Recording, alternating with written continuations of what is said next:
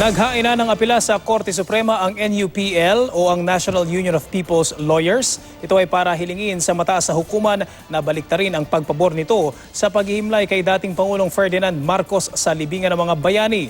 Samantala, babala ni dating Bayan Muna Party List Representative Satur Ocampo, posibleng makaapekto sa peace talks ng gobyerno at ng CPP, NPA, NDFP ang issue ng Heroes Burial. At may report si Lia Manyalak del Castillo.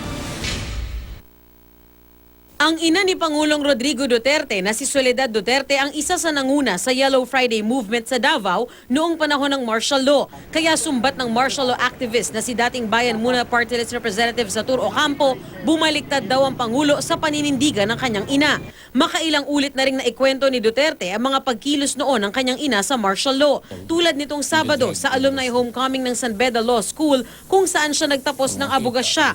Ani Ocampo, maapektuhan ng desisyon ni Duterte ang usaping pangkapayapaan. Kasama raw kasi sa comprehensive agreement sa pagitan ng gobyerno at ng CPP, NPA, NDF ang paggalang sa human rights at ang pag-review sa mga mapanupil na kautusan noong rehimeng Marcos. Sa issue na ito, magtutuos kami rito.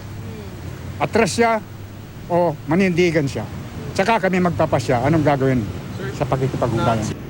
Kanina, kasama ni Ocampo ang National Union of People's Lawyers na naghain ng motion for reconsideration sa Korte Suprema para hilingin na baliktarin ang desisyon nito sa pagpapalibing kay dating Pangulong Ferdinand Marcos sa libingan ng mga bayani. Giit na mga petitioner, sa kanilang 55 pahinang MR, hindi maaaring sabihing moot and academic ang kanilang apela kahit na ilibing na si Marcos.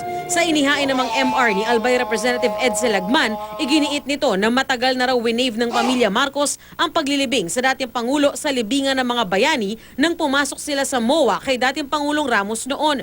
Binding daw ito sa mga sumunod na presidente hanggang kay Duterte. Hindi rin daw karapat-dapat si Marcos sa libingan ng mga bayani dahil napatalsik na siya ng taong bayan noong EDSA Revolution. Sa ibang desisyon daw ng Korte Suprema, tinawag ding magnanakaw, diktador at human rights violator ang dating Pangulo.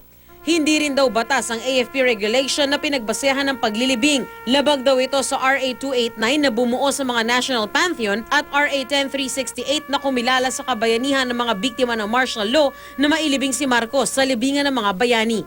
Ang Malacanang sinabi namang malinaw ang naging desisyon ng korte. Karapatan daw ni Numan ang maghain ng MR. Lia Manyalak del Castillo, GMA News.